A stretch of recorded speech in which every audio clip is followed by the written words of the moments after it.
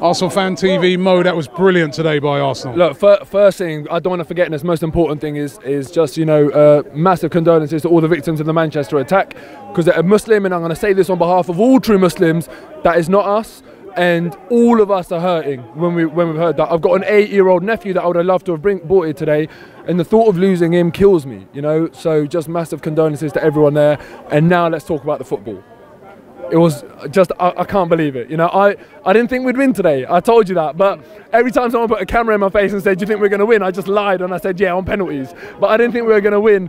And I'm just absolutely buzzing. Look, we've beaten not just Chelsea, but we've beaten a Chelsea team that's won the league, that is the best team in England. And not only have we beaten them, we've beaten them comfortably, and we've bossed them. We really have bossed them. It should have been over at half time. I can't believe it was even still a game. I just cannot believe that as the same team. I was just talking to a guy here right now, and the last time he saw me was after Crystal Palace. Imagine watching those 90 minutes and then these 90 minutes. That is a different team. I just can't believe they're the same players. And we need to find a way of producing that sort of fight, heart, courage every single week. The one thing I said to you before on the way up here is that whatever happens today, I don't want anyone to be able to leave saying, oh, Chelsea wanted it more, because they've had a good season already. This was, you know, trying to salvage our season, not making it a good one, obviously, but I'll get onto that later. But we were just trying to salvage our season, retain some respect from our season. And that's why we had to display that we wanted it more, and boy, we did that. We clearly wanted it more, and respect to all of the players for doing that today, for giving us this, like, just joy, this pure joy today, because, you know, well, that's all we wanted.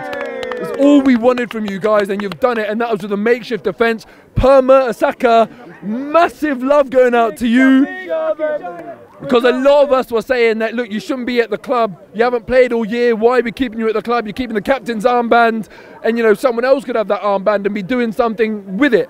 But Perma, Asaka, I love you, man. You've always represented the club so well with class, and when we've called on you, that is what you've gone and produced. He was immense today. He was absolutely brilliant today, and that's after playing, what, like 45 minutes or 60 minutes of football all season. You know, that's unthinkable. So, you know, massive respect to him and all of the players. Alexis Sanchez bossed it today.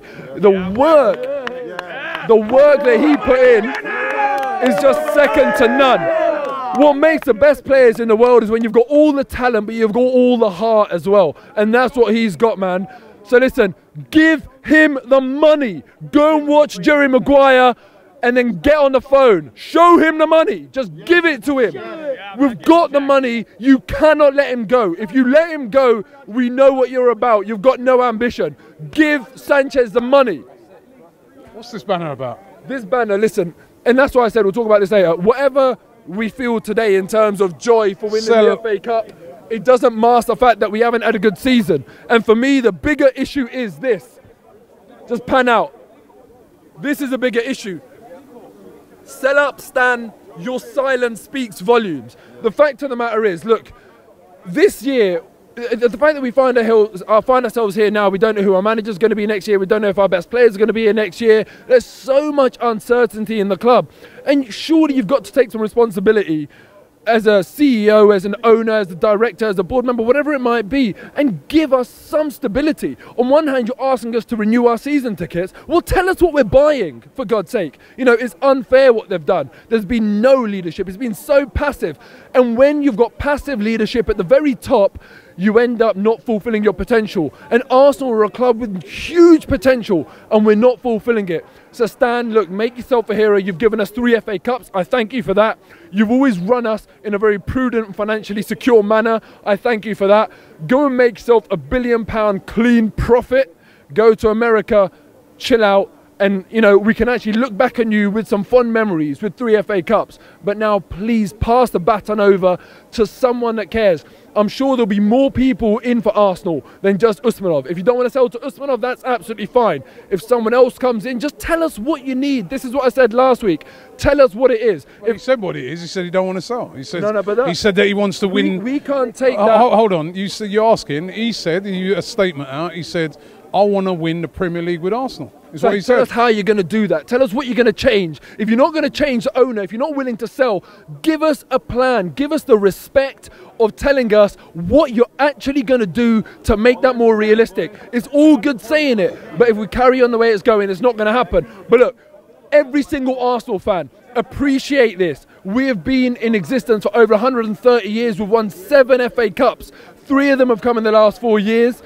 We complain, and rightly so, because we care about the club and we want what's best for it. But look, we're in a very, very privileged positions.